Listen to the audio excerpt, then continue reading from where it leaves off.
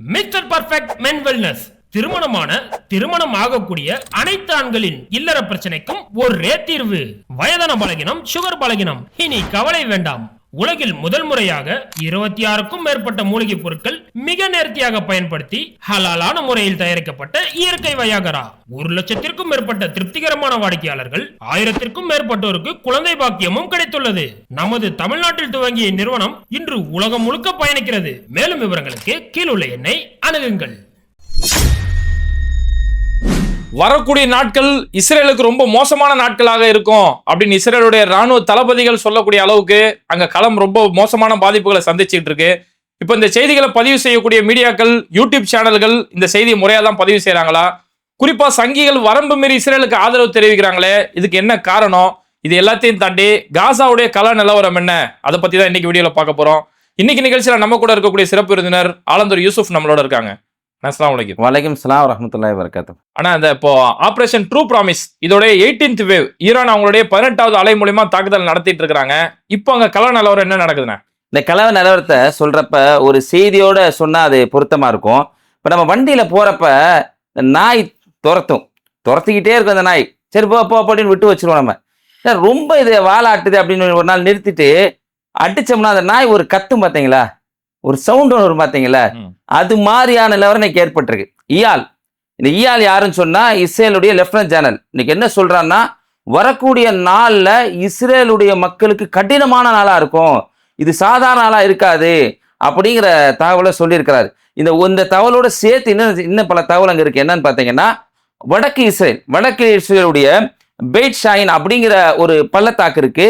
அந்த பள்ளத்தாக்கு கிரியாட் ஷோம்னா பக்கத்துல இருக்கிறது. அங்க 2 ட்ரோன் மூலியமா இப்ப அங்க தாக்குதல் நடத்தப்பட்டிருக்கு. இந்த ஒவ்வொரு தாக்குதலும் இந்த கசாவில் அப்பாவி மக்கள் இறந்தாங்கல்ல, அவங்கள நம்மளுக்கு நினைவுபடுத்துது. அவங்களுக்காக தான் நம்மளுடைய பேச்சுகள் அமையுது அப்படிங்கிறத நம்ம புரிஞ்சுக்கணும். இதை தாண்டி பார்த்தீங்கன்னு சொன்னா நேற்றுல இருந்து பல தாக்குதல்கள் 2 பக்கமும் பரிமாறப்பட்டிருக்கு. இதுல பார்த்தீங்கன்னா டெஹ்ரான்ல இருந்து அடிக்கப்பட்டது, டெஹ்ரானை ஒட்டி இருக்கக்கூடிய பகுதிகளில் இருந்து அடிக்கப்பட்ட அந்த ஏவுகணை தாக்குதல்கள்ல டெல் அவியினுடைய மத்திய பகுதிகளில் சைரன்கள் ஒலித்துக்கிட்டே இருக்குது, வெடிப்புகள் இருக்குது அப்படிங்கிற செய்தி வந்திருக்கு. இவன் என்னன்னா எல்லா செய்தியும் சொல்றது இல்லை. இப்போ நம்ம வீடியோக்களில் காட்டுறோம், நீங்க பார்த்துருப்பீங்க. இப்போ ரமாட் கான் நம்ம பேசணும், ரமாட் கானுடைய வீடியோவை பார்க்குறப்ப அந்த வீடியோக்களை காட்டுறாங்க, மிகப்பெரிய ஒரு அடி விழுந்திருக்குது. அதே மாதிரி பார்த்தீங்கன்னு சொன்னா பேட்லியா அந்த பகுதியில் பார்த்தீங்கன்னா மிகப்பெரிய அடி விழுந்திருக்கு. இது கொஞ்சம் கொஞ்சமாக தான் நம்மளுக்கு தகவல் வருது. அப்ப இவ்வளவு பெரிய அடியை வாங்கிட்டு அடியே வாங்காத மாதிரி நடிச்சுக்கிட்டு இருக்காங்க. இன்னைக்கு இவங்க இந்த மற்ற தாக்குதல்களை மறைச்சிடறாங்க. ஆனா பேரல் ஷபாவுல மருத்துவமனை மேல தாக்குதல் நடந்ததா சொல்றாங்களே. மருத்துவமனை இல்ல, அதுக்கு பக்கத்துல வந்து பாத்தீங்கன்னா அவங்களுடைய அந்த அணு ஆயுத கிடங்குகள், இவங்களுடைய ராணுவ நடவடிக்கை எல்லாம் இருக்கக்கூடிய பகுதி. ஈரான் சொல்லியிருந்தாங்க, நாங்க அதுக்காக அடிக்கல, மருத்துவமனையை தாக்குறது எங்களுடைய வேலை இல்லை அப்படின்னு அஃபீஸா அறிவிப்பு செஞ்சாங்க. இவங்க என்ன சொன்னாங்க, அல்சிஃபா மருத்துவமனைய, கசாவில் அல்சிஃபா மருத்துவமனை, அது மட்டும் இல்லாமல் அரபு அகலி மருத்துவமனை, தாயிகள் அக்ஸா மருத்துவமனை, இதெல்லாம் சொன்னாங்க. கட்டளை மையம் நாங்களாம் அடித்தோம் அப்படின்னு சொன்னாங்களா இல்லையா? 2023 டிசம்பர்ல 486 பேர் வந்து இறந்து போனாங்களே ஒரே தாக்குதல அரபு அகலி மருத்துவமனை. நீங்கள் நானுமே பேசணுமே. இப்ப அவங்க என்ன சொல்றாங்கன்னா, மாத்தி எங்களுக்கு அது நோக்கம் இல்ல, ராணுவத்துல தான் அடிச்சோம். இல்ல, இப்போ 2 நாளைக்கு முன்னாடி கூட இஸ்ரேல் ஈரான்ல இருக்கக்கூடிய ஒரு மருத்துவமனை மேல தாக்குதல் நடத்துறாங்களே. ஆமா, பார்பி மருத்துவமனை, அந்த மருத்துவமனை தாக்குதல் நடத்துறாங்க. இன்னைக்கு பாத்தீங்கன்னா ஐநாவுக்கான ஒரு தூதர், ஈரானுடைய தூதர், அந்த குழந்தைகளுடைய போட்டோ எல்லாம் காட்டுறாரு, எடுத்துக்காட்டி எங்களுடைய குழந்தைகள் எத்தனை பேர் அங்க இறந்திருக்காங்க பாருங்க அப்படின்னு காட்டுறாங்க. 430 பேர் இன்னைக்கு ஈரான்ல இறந்து போயிருக்காங்க, 3000க்கும் அதிகமான பேர் பாதிக்கப்பட்டிருக்காங்க. இவன் தாக்குறதெல்லாம் வந்து அந்த ஹாஸ்பிட்டல், தாக்குதல் ஹாஸ்பிட்டல ஈரான் மக்கள் என்ன சொன்னாங்க, இல்ல நாங்க எங்களுக்கு அது நோக்கம் இல்லை அப்படின்னு சொன்னாங்களா? இவங்க அந்த மாதிரி சொன்னாங்களா? அந்த மாதிரி எதுவுமே சொல்லல. இதை தாண்டி அங்க அடி விழுகுதுங்க. அந்த அடியை பேசுறதே இல்லை. இந்த அடியை நம்ம எப்படி பார்க்கணும்னா, ஒரு 10 குடிகாரன் 10 கொள்ளைக்காரன் போட்டு ஒருத்தனை அடிச்சுக்கிட்டே இருக்கிறாங்க, இல்லை அங்கே மக்களை கொடுமைப்படுத்திக்கிட்டே இருக்கிறாங்க. அப்படி கொடுமைப்படுத்திக்கிட்டு இருக்கப்ப அந்த ஒரு அடி வாங்கிட்டு இருந்த ஒருத்தர் திரும்பி அடிச்சா நம்ம என்ன பண்ணுவோம்? அந்த திரும்பி அடிச்சவனை தான் நம்ம பார்ப்போம். எடா எத்தனை வருஷம் இது பண்ண, எத்தனை வருஷமா அநியாயம் செஞ்சு அப்படின்னு பார்ப்போமா இல்லையா? அது மாதிரி தான் இதை நம்ம பார்க்க வேண்டியிருக்கு. அது மாதிரி நம்ம பார்த்துக்கிட்டு இருக்கோம். இப்போ அப்போ 2 தரப்புகளையும் அடி விழுந்திருக்கு. இந்த அடியில நியாயவான்கள் பக்கம் நம்ம நிற்கிறோம். இந்த அடி பலமாக இஸ்ரேல விழுந்திருக்கு. அதனாலதான் நீங்க வந்து நெத்தனியாஹு சொல்றாரு, ஹெவி பிரைஸ், நீங்க கூடுதலா விலை கொடுக்க வேண்டியது இருக்கும் அப்படின்னு சொல்லி சொல்றாரு. இதுல வந்து இவர் அடி வாங்கிய அந்த முகம் நிறைய விஷயங்கள் இதில் தெரியுது. இதையும் தாண்டி டெஹ்ரான்லையும் அடி பல்வேறு இடங்கள்ல அவங்களுடைய அணு உலைகள், அவங்க இராணுவ தளங்கள் இதெல்லாம் தாக்கியிருக்கிறாங்க. இதில் பார்த்தீங்கன்னு சொன்னால் அவங்களுடைய ஒரு பகுதி கோர்ராமாபாத் அப்படின்னு சொல்லி ஒரு பகுதி.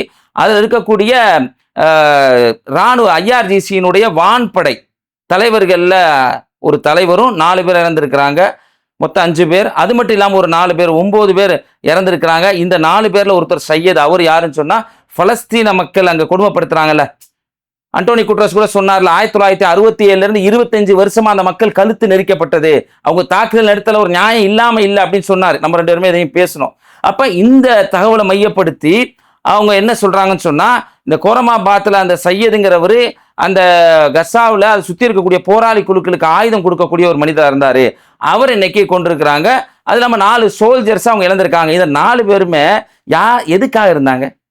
இந்த சோல்ஜர்ஸ் எப்படி 55,000 குழந்தைகளை கொல்றதுக்கு ஆதரவாக இருந்த சோல்ஜர்ஸுக்கும் 55,000 மக்களை கொல்லாமல் இருந்த அதற்கு எதிர்ப்பாக இருந்த மக்கள் இறப்பதற்கு வித்தியாசம் இருக்குல்ல. 55,000 மக்களை கொண்டவன் அதுக்கு ஆதரவாக இருந்த சோல்ஜரு, 55,000 மக்களை கொல்லக்கூடாதுன்னு சொன்ன சோல்ஜர். இவங்களுடைய இறப்பை நம்ம எப்படி பார்ப்போம்?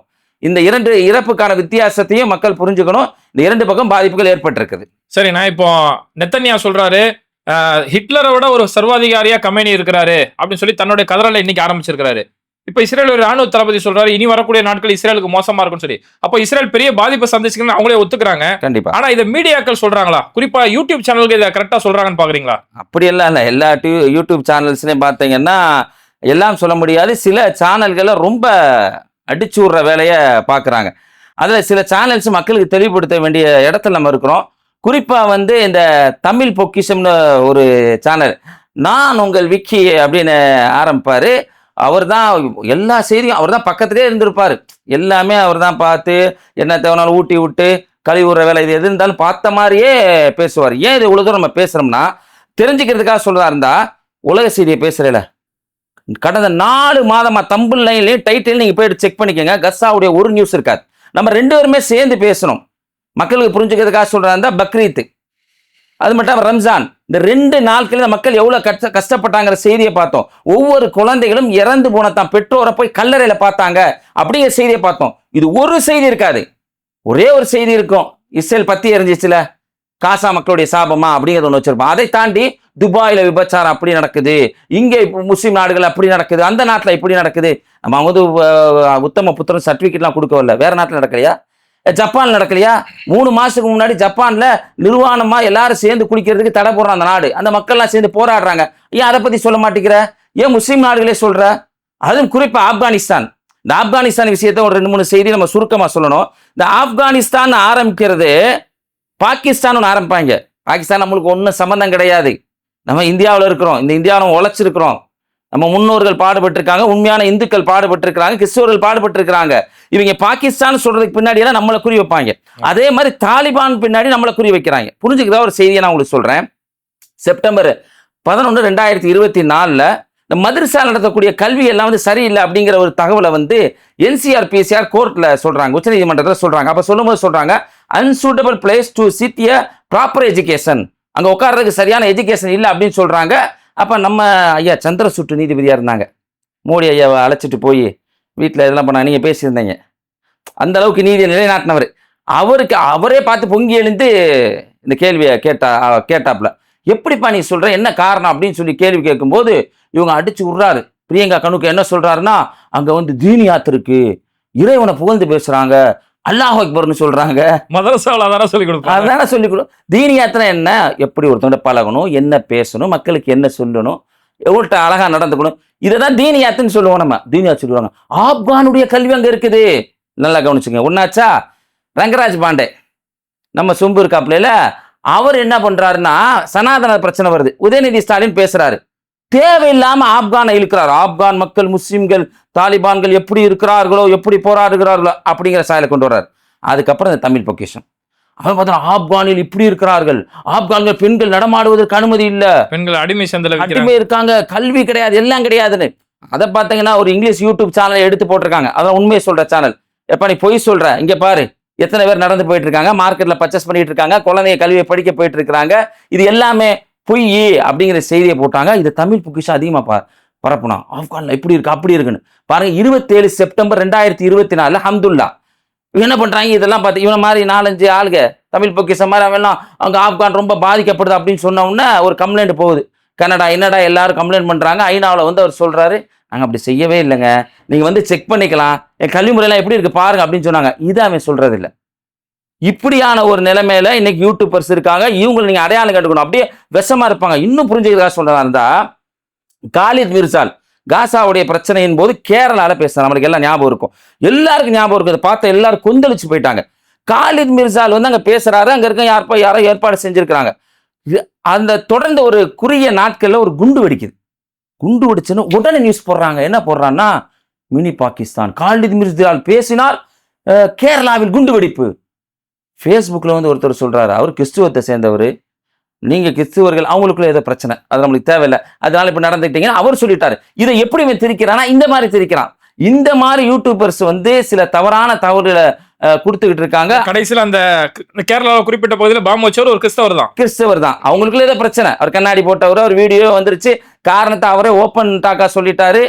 எல்லாமே இது உலகமே அறிஞ்ச விஷயம். உடனே இதை கண்டிச்ச உடனே அப்புறம் அந்த வீடியோ தூக்கிட்டான். இப்ப தேடினீங்கன்னா அந்த வீடியோ இருக்காது, தூக்கிட்டான்.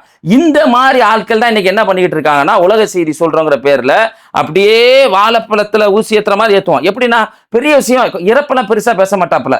இறப்ப வந்து பெரிய விஷயம். இன்னைக்கு கஸ்ஸாவுலங்க ஐநா சொல்லியிருக்கலாம், சொன்னியா நீனு, மக்களால் ஏற்படுத்தப்பட்ட வறுமை, தண்ணி இல்லாம குழந்தைகள் இறந்து போற வாய்ப்பு இருக்கு அப்படிங்கிறாங்க. அவன்கிட்ட கேட்டு பாருங்க, அது எப்படி சொல்லுவான், தண்ணி இல்லாமல் குழந்தைகள் இருக்க போகிறார்கள், இப்படி சொல்லுவான். நான் என்ன செய்தேன், என்ன செய்தார்கள், கத்தி எடுத்தார்கள், கழுத்தில் வைத்தார்கள், அடுத்தவர்கள் இறந்து விட்டார்கள், அவ்வளவுதான். இப்படிங்க பாரு. இதை தாண்டி இன்னும் ஒரு அரசியல் கலைஞரத்தில் வர பாருங்களேன், டிஎம்கேக்கு மதவெறியான். ஸ்டாலின் நடத்தின, நம்ம வந்து திமுகவுக்கு கண்மூடித்தனமான ஆதரவு கிடையாது. ஆனா இது நம்ம எதுக்காக சொல்றோம்னா, டிஎம்கே எதிர்க்கிற ஆள்கள்லாம் எப்படி இருப்பா நீ தெரிஞ்சுக்கணும். இவரை நடுநிலை வாந்தி நினைக்கிறீங்க இல்ல, இது வாந்தி கிடையாது அப்படின்னு தெரியப்படுத்துறதுக்காக சொல்றோம். திமுகவுடைய ராலி வந்து தோத்து போச்சு, அண்ணாமலை சூப்பரா, நம்ம அண்ணாமலை புகழ் பாடுறாரு. அண்ணாமலை அந்த 20,000 புத்தகம் படிச்சாப்புல இல்ல, அதுல இன்டெலிஜென்ட் ஆயிட்டாப்ல, அதுல பாதிய கக்கி இருக்காப்புல இவருக்கு. இவர் உடனே கக்குறாப்புல, அண்ணாமலை வந்து அடிச்சு இதுல இப்படி ஆகி போச்சு, டிஎம்கே மதவெறிய பிரச்சாரம் செய்யுது, அவங்களுக்கு நியாயம் கிடையாது, அவங்களுடைய ஏடிஜிபி கைது, அங்க கைது, இங்க கைது. இந்த மணிப்பூர் அது கொடுக்கிற அழுத்தம் ஆழம் எவ்வளவு இருக்கணும். இந்த மாதிரியான யூடியூபர்ஸ் இருக்காங்க. இவங்கள மக்கள் சிஏவுக்கு சப்போர்ட் பண்ணி அதெல்லாம் ஒண்ணுமே கிடையாதுங்க.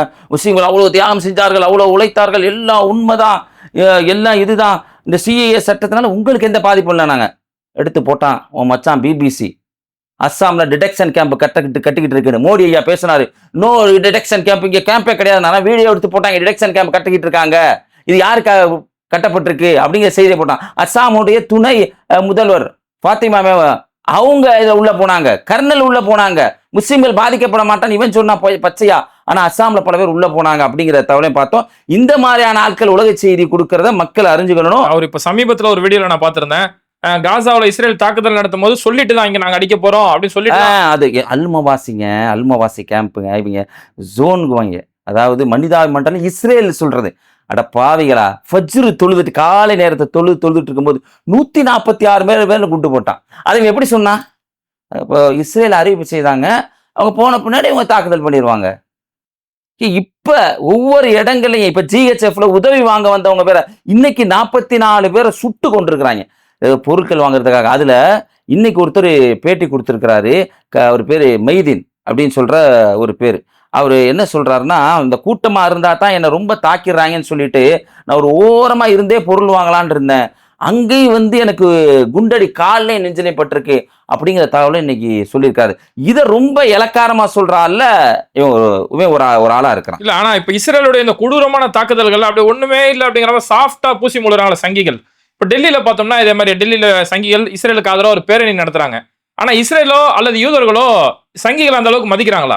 இஸ்ரேலை பத்தி தெரியாதவங்க கூமுட்ட பயிலுங்க. டேய், பலஸ்தீன மக்கள் அப்படியே இடத்த கொடுத்து வரவேற்று ஹைபா வழியா வாப்பா எல்லாத்தையும் கொடுத்து அவங்களையே அடிச்சு உதைச்சு அமிச்ச ஆளுகடா அவங்க. நீங்க இன்னைக்கு ஆதரவு கொடுத்துட்டு இருக்கீங்க, ஜெய் இஸ்ரேல் கோஷம் போட்டுக்கிட்டு இருக்கீங்க உங்க ஆள் சொல்லாருன்னு சொல்லிட்டு. அதுக்கு இன்னொரு காரணம் இருக்கு. ஹைபால துறைமுகத்துல 70% அதானி இன்வெஸ்ட்மெண்ட் பண்ணியிருக்காரு. அது அதனால காசு போயிரும்ல. அப்ப இதனால இவங்க பண்ணிக்கிட்டு இருக்காங்க. ஆனா அங்க இந்திய மாணவர்கள் எப்படி பாதிக்கப்படுறாங்கன்னு பாருங்க, இந்தியர்கள் எப்படி பாதிக்கப்படுறாங்கன்னு பாருங்க. அங்க இருக்கக்கூடிய ஒரு வெறி பிடித்த, எல்லாரும் அப்படி கிடையாது, ஒரு வெறி பிடித்த யூதன் என்ன செய்யறான்னா, நீ போ இந்தியாக்காரன் போ அப்படின்னு சொல்லி அடிக்கிறான். இதை நீ ட்ரோல் பண்ணலாம்ல? இதை எல்லா இடத்தையும் ட்ரோல் பண்ணி விட வேண்டியதானே? அதை செய்ய மாட்டேங்கிறான் பாருங்க. இதான் சங்கி புத்தி. ஏன்னா அவங்களுக்கு இந்தியர்கள் மீது அக்கறை இல்லை, சங்கிகள் மீது தான் அக்கறை. நம்மள இந்தியர்கள் மீது அக்கறைப்படுறோம். அப்போ அவ்வளோ கொடூரமா தாக்குறான். இப்படி குடிச்சுக்கிட்டு இருக்க ஜூஸ் அப்படி தூக்கி மூஞ்சில் அடிக்கிறான். கோ இந்தியாங்கிறான். இதை ட்ரோல் பண்ணி இப்படி இஸ்ரேல் இருக்குன்னு சொல்ல வேண்டியதானே? ஆனா அதை மாத்தி ஜெய் இஸ்ரேல்னு பேசுறியா, கபில் மிஸ்ரா பேசுறியா? இந்த தகவல் நடந்திருக்கு. அதுலயும் அப்ப முன்னாடி ஹரியானா முதல்வர் மனோஜ் லால் கட்டார் அவர் சொன்னாரு, இஸ்ரேலுக்கு நாங்க வேலையாள அனுப்ப போறோம். எங்க? வடநாட்டுல இருந்து. அங்க போனா அவன் சம்பளம் தருவான். அவன் 1 வருஷம் கழிச்சு தான் சம்பளம் தருவான்னு சொன்னான். எப்படி சம்பளம் கிடைக்கும்? இவங்க எதை பேசினாலும் பாக்கு போட்டுக்கிட்டு என்ன பேசுறான்னு தெரியாது. பாக்கு எப்படி கிடைக்கும்? அவனுக்கு பாக்கு இருந்தா வேலை நடக்கும் வடநாட்டுக்காரனுக்கு. இப்படி ஆள் அங்க அனுப்பிச்சு வைக்க போறோம்லாம் பேசுறாங்க. நம்மளுக்கே தெரியும், நாங்க இஸ்ரேல் போய் போராட போறோம். சங்கிகள் இஸ்ரேல்ல போய் நாங்க இஸ்ரேலுக்கு ஆதரவா போராட போறோம். இந்தியா மாதிரி, இந்திய மக்கள் மாதிரி நினைச்சு அவங்க அங்க இந்த மாதிரி சட்டத்தை திரிச்சு வளைச்சு ஏமாத்தி இங்கே செய்யற மாதிரி அங்க செய்ய முடியாதா? முட்டா பள்ளிகளா அறுத்து எரிஞ்சு விடுவாங்க காக்காய்க்கு. அது தெரியாம சொல்லிட்டு போன்னா போ, அவ்வளோ போ அப்படிங்கிறது மக்களுடைய பேச்சா இருக்கு. சரிங்கண்ணா, இந்த ஒரு குறுகிய நேரத்துல களத்துல நடக்கக்கூடிய பல விஷயங்கள், குறிப்பா இந்த செய்திகளை வெளியிடக்கூடிய சங்கிகளுடைய சல்லித்தனங்கள் சொல்லி பல விஷயங்களை தெளிவுபடுத்தினீங்க. நிகழ்ச்சியில கலந்து ரொம்ப நன்றி. கண்டிப்பா அடுத்த ஒரு நிகழ்ச்சியில சந்திப்போம் இன்ஷா அல்லாஹ். இது மாதிரி வீடியோக்களை தொடர்ந்து பார்க்கறதுக்கு மறக்காம பேட்டை டிவியை சப்ஸ்கிரைப் பண்ணிட்டு இந்த வீடியோக்களை உங்க நண்பர்களுக்கு அதிகமா ஷேர் செய்யுங்க. இணைந்திருப்போம்.